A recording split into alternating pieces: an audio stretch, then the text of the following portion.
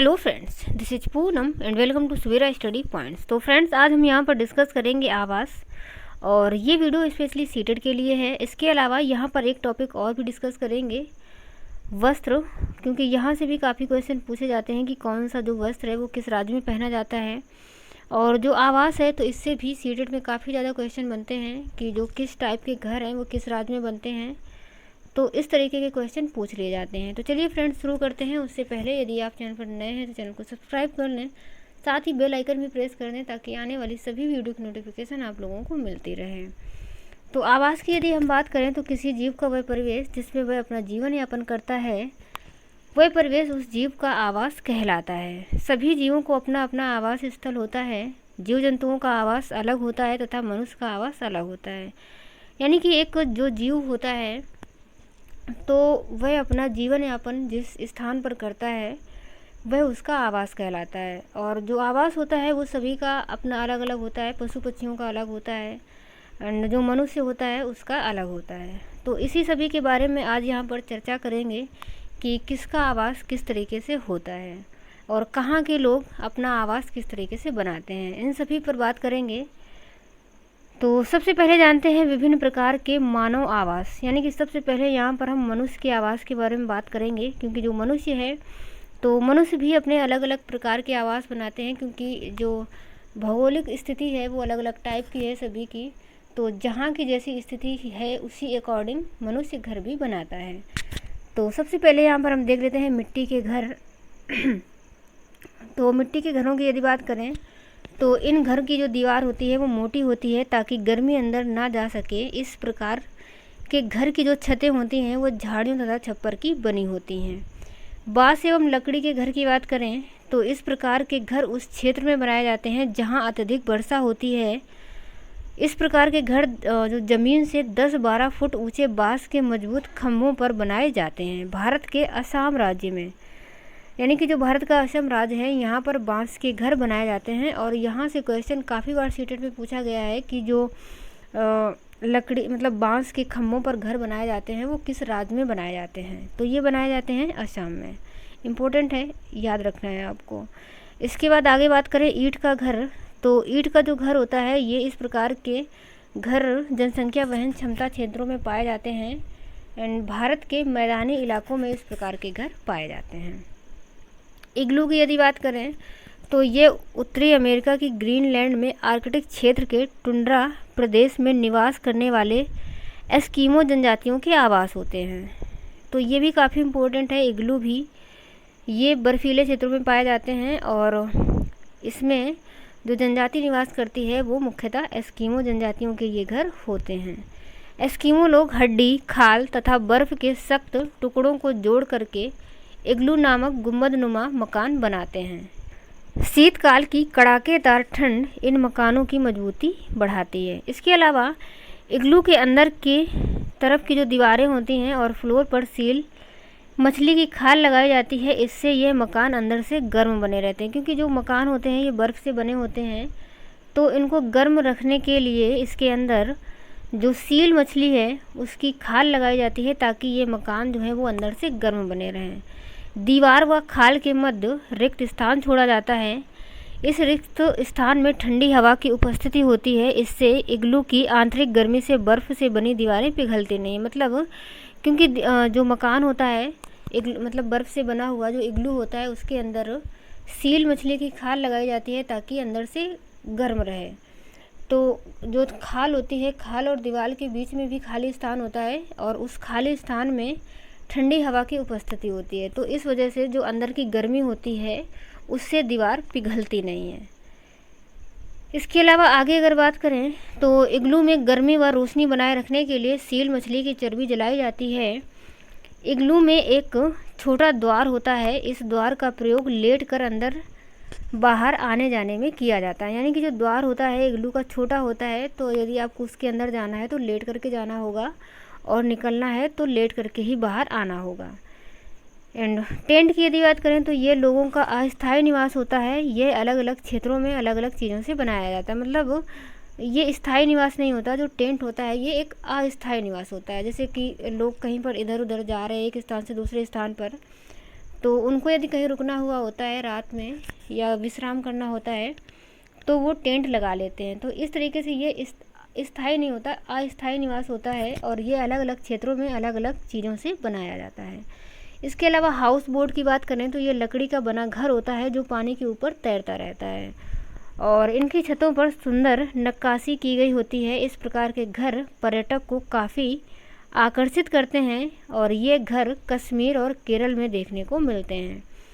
तो ये भी क्वेश्चन पूछा जाता है कि जो हाउस बोट होते हैं इस टाइप के घर कहाँ पर देखने को मिलते हैं, तो ये मिलते हैं कश्मीर और केरल में और ये घर लकड़ी के बने होते हैं जो कि पानी में तैरते रहते हैं। आगे बात करें पिग्मी जाति के आवास की, तो पिग्मी शिकार पर निर्भर रहते हैं, अतः स्थायी रूप से घर बनाकर नहीं रहते। पिग्मी जंगली जीवों से सुरक्षा की दृष्टि से अपनी झोपड़ियाँ वृक्षों पर बनाते हैं। इनकी झोपड़ियाँ मधुमक्खियों के छत्ते की तरह गोल बनाई जाती हैं। यानी कि जो पिग्मी जनजाति है ये शिकार पर निर्भर रहते हैं, इस वजह से ये भी अपना स्थायी निवास नहीं बनाते और क्योंकि ये शिकार करते हैं तो ये जंगलों में ही रहते हैं मुख्यतः। तो जंगली जीवों से सुरक्षा की दृष्टि से ये जो अपने घर हैं ये पेड़ों के ऊपर बनाते हैं और इनकी जो झोपड़ियाँ बनी होती हैं ये मधुमक्खी के छत्ते के तरीके गोल होती हैं। उसके अलावा झोपा की बात करें तो शुष्क व पश्चिमी राजस्थान में ग्रामीण क्षेत्रों में बने घर झोपा कहलाते हैं। इसके अलावा पड़वा की बात करें तो राजस्थान में मरुस्थल में बनाए जाने वाले घर पड़वा की दीवारें प्रायः धूप में सुखाई मिट्टी की ईंटों से बनाते हैं और खपरेल से ढलवा छत बनाते हैं। यानी कि इसकी जो छत बनी होती है वो खपरेल से बनी होती है। इसके अलावा टापरी या टपरी व डागला ये मतलब जो निवास स्थान है उनके नाम है, अजीब अजीब से नाम है, नाम आपको याद रखने हैं कि जो टापरी टपरी या डागला है ये कहाँ के लोगों का निवास स्थान है, तो ये राजस्थान की जो आदिवासियाँ होती हैं उनका सामान्य रूप से घर होता है। भाखर का ढांचा तो राजस्थान के गरासिया जनजातियों का ये घर होता है। मुनसा ये होता है उत्तराखंड के भूटिया जनजाति का शीतकालीन आवास। मैत की यदि हम बात करें तो उत्तराखंड के भेटिया जनजाति का ग्रीष्मकालीन आवास होता है मैत। और आगे ट्यूपिक की यदि बात करें तो एस्कीमो लोगों के चमड़ों के बने तंबू जो उनके ग्रीष्मकालीन आवास होते हैं। ये घर कैरिवो तथा ध्रुवीय भालू की खाल के बने होते हैं। तो जो ट्यूपिक हैं ये भी एस्कीमो के ही आवास होते हैं। इसके अलावा इग्लू को भी हमने पीछे पढ़ा था जो कि एस्कीमो जनजातियों के द्वारा बनाया जाता है। आगे यदि बात करें किस्ताऊ तो कजाकिस्तान में किर्गिज जाति के आवास स्थान होते हैं जो घास से बने होते हैं। किर्गिज इनमें शीत ऋतु में निवास करते हैं। यानी कि जो किर्गिज जातियाँ होती हैं इनके जो आवास होते हैं वो किस्ताऊ कहलाते हैं और ये कजाकिस्तान की किर्गिज जनजाति है और ये जो लोग हैं किर्गिज ये शीत ऋतु में इसमें निवास करते हैं। युद्ध की बात करें तो किर्गिज कालमुख व कजाक जाति के ग्रीष्मकालीन आवास होते हैं। ये चमड़े के बने तंबू होते हैं। ये ऊनी नमदे से भी बनाए जाते हैं। इसके अलावा कू तो जो कू होता है आवास ये भील जनजाति के द्वारा बनाया जाता है और ये आयताकार होता है। इनकी दीवारें बांस या पत्थर की बनी होती हैं। फर्श मिट्टी तथा पत्थर की तथा छत खपरेल घास फूस की बनी होती है। और बंगाल ओराक व कातोम ओराक की बात करें तो ये संथाल जनजाति के आवास गृह होते हैं।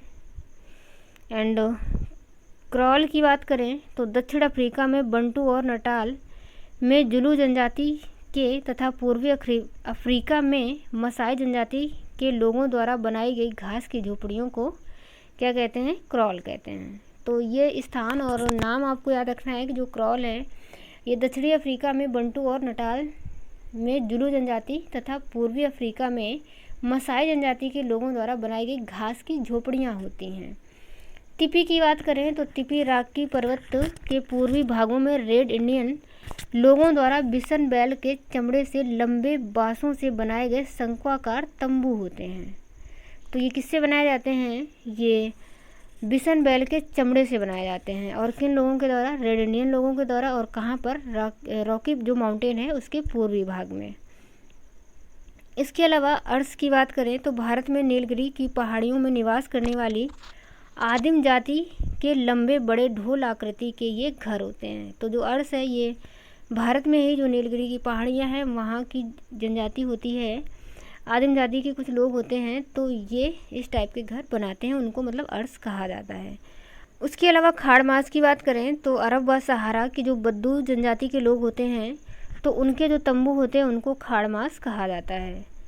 एंड जीव जंतुओं के आवासों की बात कर लेते हैं। तो जीव जंतुओं के आवास प्रकृति पर निर्भर करते हैं। कुछ जीव जंतु व पक्षी अपना आवास पेड़ों पर या झाड़ियों में बनाते हैं, तो कुछ जीव जंतु बिल ज़मीन में बिल बना करके रहते हैं।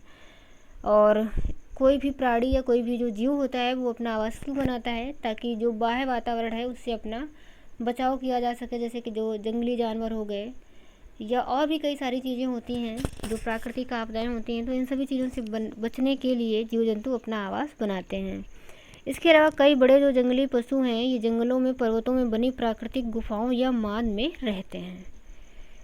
तो जीव जंतुओं के आवासों को भी देख लेते हैं। आवास के प्रकार की बात यहाँ पर कर लेते हैं। स्थलीय आवास, तो स्थल में रहने वाले सभी जीवों का आवास स्थलीय आवास कहलाता है। इसमें कई प्रकार के आवास शामिल हैं। बनी आवास की बात करें तो बनी आवास में जंतु एवं पेड़ पौधे दोनों पाए जाते हैं जो एक दूसरे पर आश्रित होते हैं। सभी प्रकार के जंगली जानवर एवं वनस्पति इस प्रकार के आवास में रहते हैं। घास भूमियाँ की यदि बात करें तो घास भूमियाँ से मतलब है कि जो घास के बहुत बड़े बड़े मैदान होते हैं उन्हें घास भूमियाँ कहते हैं। तो यहाँ लंबी व मोटी घास अधिक मात्रा में उगती है। यहाँ के मुख्य जानवरों में जेब्रा, जिराफ, हाथी, गजेला, हिरण आदि होते हैं।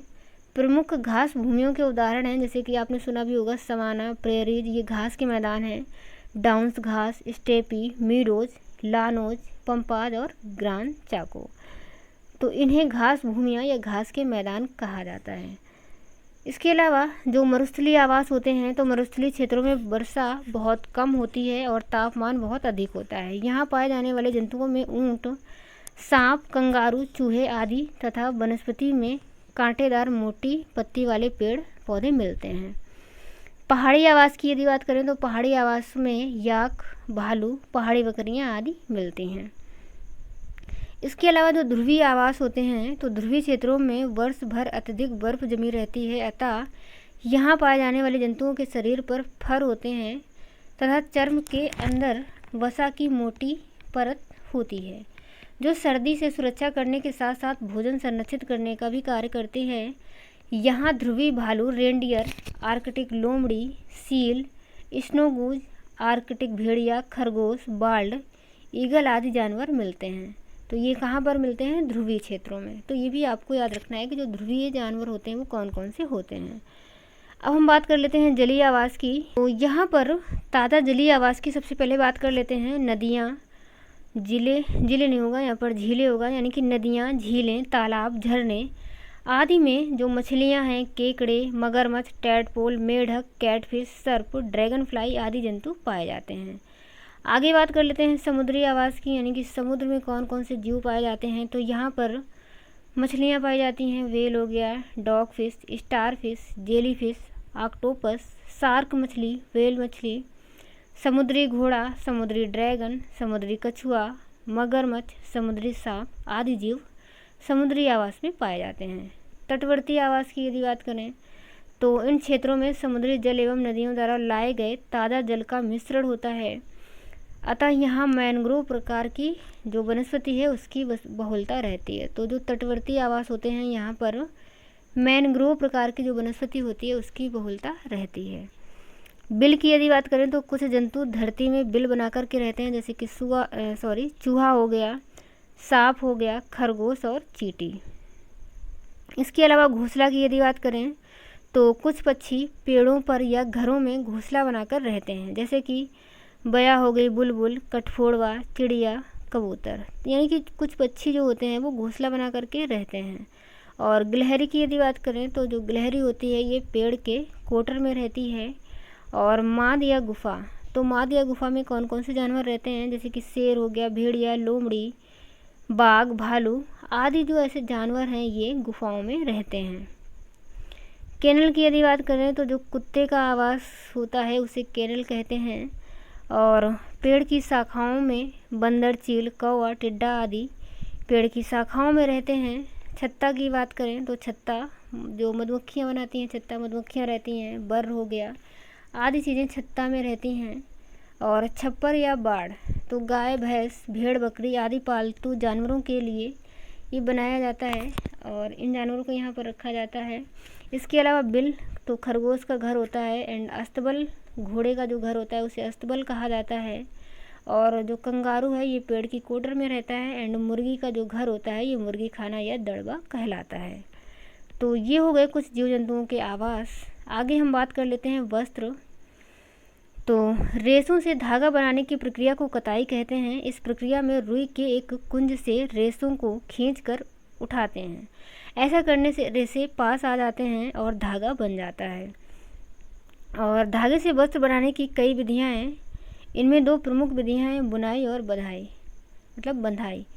तो बुन करके बनाया जाता है वस्त्रों को, या फिर बंधाई भी एक प्रक्रिया होती है जैसे जिससे वस्त्र बनाए जाते हैं।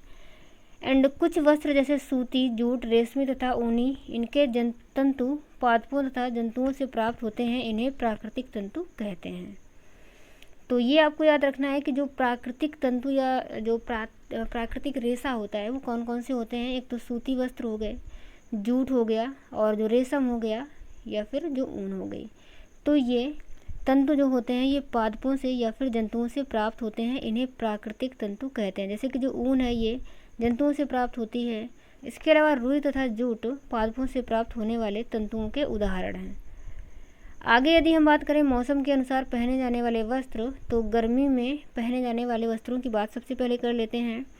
गर्मी में हल्के रंग के वस्त्र पहने जाते हैं। हल्के रंग के वस्त्र ऊष्मा को परिवर्तित कर देते हैं, जिसमें हमें कम गर्मी लगती है। यानी कि जो हल्के रंग के वस्त्र होते हैं वो ऊष्मा को अवशोषित नहीं करते, बल्कि वो परिवर्तित कर देते हैं। और जब ऊष्मा परिवर्तित हो जाएगी तो गर्मी भी कम लगेगी। गर्मी में सूती वस्त्र पहने जाते हैं क्योंकि गर्मी में शरीर से अधिक पसीना निकलता है। और जो सूती वस्त्र होते हैं वो पसीने के अधिकांश भाग को सोख लेते हैं, जिससे शरीर को ठंडक प्रदान होती है। ऊनी एवं सिंथेटिक कपड़ों में हवा रुक जाती है, जबकि सूती कपड़ों में बारीक छिद्र होते हैं और उनमें से हवा आती रहती है।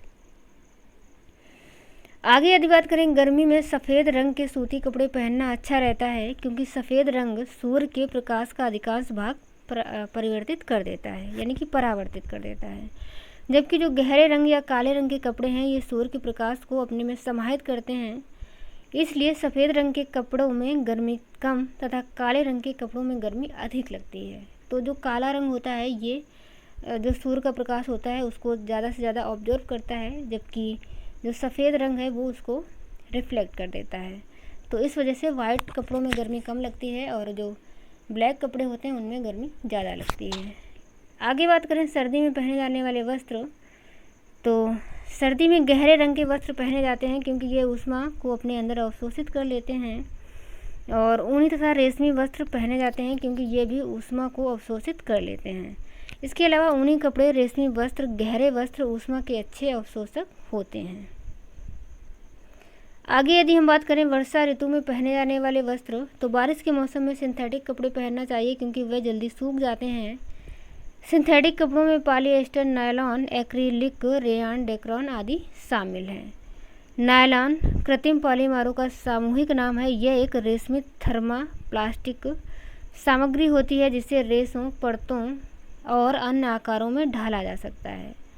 इसके अलावा जो रेशम है, तो रेशम तथा नायलॉन के वस्त्र बहुत जल्दी सूख जाते हैं, इसलिए वर्षा के दिनों में इन वस्तुओं से बने वस्त्र पहनने चाहिए।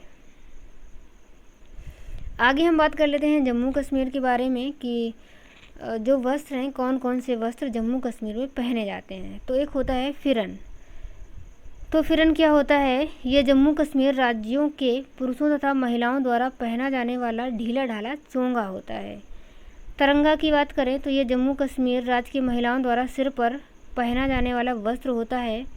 बुर्गा की बात करें तो ये जम्मू कश्मीर राज्य की महिलाओं का वस्त्र है। एंड पठानी सूट, तो जम्मू कश्मीर राज्य के पुरुषों के द्वारा पहना जाने वाला सूट पठानी सूट कहलाता है। कसावा, तो कसावा एक टोपी है जो जम्मू कश्मीर के पुरुष एवं महिलाओं द्वारा पहनी जाती है। तो ये कुछ वस्त्र हैं जो जम्मू कश्मीर के थे। और आगे देख लेते हैं लद्दाख। तो लद्दाख में गोचा एक वस्त्र है जो पेड़ की खाल से बनाया जाता है, जिसे लद्दाख के पुरुष गले में पहनते हैं। एंड कुंटोक, तो ये लद्दाख की महिलाओं का वस्त्र होता है। आगे बात कर लेते हैं हिमाचल प्रदेश। तो हिमाचल प्रदेश में लोंचारी, ये हिमाचल प्रदेश की महिलाओं का वस्त्र है। और सुथान, तो ये एक प्रकार का पुरुषों का पजामा है जो सूती का बना होता है। और किरा की बात करें तो हिमाचल प्रदेश की महिलाओं का वस्त्र है। महिलाएं इसे कमर पर बेल्ट की तरह बांधती हैं। और उसके अलावा रिगियो की यदि बात करें तो ये हिमाचल प्रदेश के पुरुषों का वस्त्र है। रिगियो एक लंबा बना कोट होता है, यानी कि जो रिगियो होता है ये एक लंबा कोट होता है। और राहिंदे की बात करें तो ये भी हिमाचल प्रदेश की महिलाओं का ही वस्त्र है, इसे सिर पर पहना जाता है। तेपांग की बात करें तो ये हिमाचल प्रदेश के पुरुषों का वस्त्र है, ये एक प्रकार की टोपी होती है। और गद्यांग, तो ये पुरुषों का वस्त्र है जो कमर पर पहना जाता है। वहीं होजुक की यदि हम बात करें तो ये हिमाचल प्रदेश की महिलाओं का वस्त्र है। उसके बाद अब हम देख लेते हैं केरल के वस्त्रों को। तो केरल राज्य में ज़्यादातर सफ़ेद रंग के वस्त्र पहने जाते हैं। इसके अलावा मुंडू या चेरियाथू की बात करें तो ये केरल राज्य के पुरुषों का वस्त्र है। और मुंडोम या फिर चेरियाथुम, ये केरल राज्य की महिलाओं का वस्त्र है। इसके अलावा मिजोरम की यदि बात करें तो पुआन, ये मिजोरम राज्य के पुरुषों का वस्त्र होता है। एंड पुआन चेई, ये मिजोरम राज्य की महिलाओं का वस्त्र है। वहीं जापी या फिर लुखुम, ये मिजोरम राज्य के लोग एक प्रकार की टोपी पहनते हैं जिसे जापी या फिर लुखुम कहा जाता है। आगे हम देख लेते हैं नागालैंड के वस्त्र। तो नागालैंड में किल्ट नागालैंड के लोगों द्वारा काले रंग का वस्त्र पहना जाता है जिसे किल्ट कहते हैं। एंड लिंगपेंसू की बात करें तो नागालैंड के लोगों द्वारा गहरे नीले रंग का वस्त्र पहना जाता है जिसे लिंगपेंसू कहते हैं। असम की बात करें तो असम में मितु, ये पुरुषों का वस्त्र है। और मुंडा, ये महिलाओं का वस्त्र है। रिंसासो की यदि बात करें तो ये असम राज्य के पुरुषों द्वारा गले में पहने जाने वाला वस्त्र होता है। इसके अलावा झारखंड की बात करें तो झारखंड में भागवान, ये झारखंड राज्य के पुरुषों का वस्त्र है। और वहीं पाची या परहान की बात करें तो ये झारखंड राज्य की महिलाओं का वस्त्र होता है। अरुणाचल प्रदेश के वस्त्र भी देख लेते हैं। मुकाक, तो ये अरुणाचल प्रदेश के पुरुषों का वस्त्र है। और मुकाइक्स, ये अरुणाचल प्रदेश की महिलाओं का वस्त्र है। त्रिपुरा, तो त्रिपुरा में रिकट गमछा, इसे त्रिपुरा राज्य के पुरुष पहनते हैं रिकट गमछा को। और रिगनाई, ये त्रिपुरा राज्य की महिलाओं का वस्त्र होता है। पंजाब की यदि बात करें तो पंजाब में फुलकारी, यह एक शॉल होता है। और सरारा या लांचा, तो ये पंजाबी महिलाओं का वस्त्र है। तांबा या तहमत की बात करें तो ये पंजाब के पुरुषों की धोती होती है जिसे तांबा या तहमत कहते हैं। आगे देख लेते हैं लक्षद्वीप। तो लक्षद्वीप में कांची, ये लक्षद्वीप राज्य की महिलाओं का वस्त्र होता है। और जो थाटम होता है ये महिलाओं द्वारा सिर पर पहने जाने वाला स्कार्फ होता है। तो जो महिलाओं द्वारा स्कार्फ पहना जाता है उसको क्या कहते हैं? थाटम। इसके अलावा मणिपुर की बात करें तो खामेन चामटा, ये मणिपुर राज्य के पुरुषों की धोती होती है। और जो फेनेक होता है ये महिलाओं का वस्त्र होता है।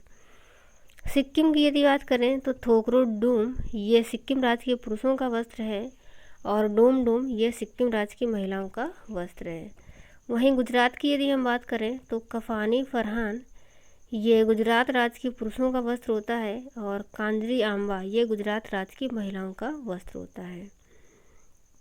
आगे यदि हम बात करें मेघालय तो डकमांडा, ये मेघालय राज्य की महिलाओं के द्वारा कमर पर बांधे जाने वाला एक वस्त्र है। इसे महिलाएं लुंगी की तरह इस्तेमाल करती हैं। वहीं जेनसेम की बात करें तो ये मेघालय राज्य की महिला का वस्त्र होता है। वीडियो में इतना ही रखते हैं एंड आगे मिलेंगे अगले टॉपिक के साथ। तब तक के लिए bye bye and take care.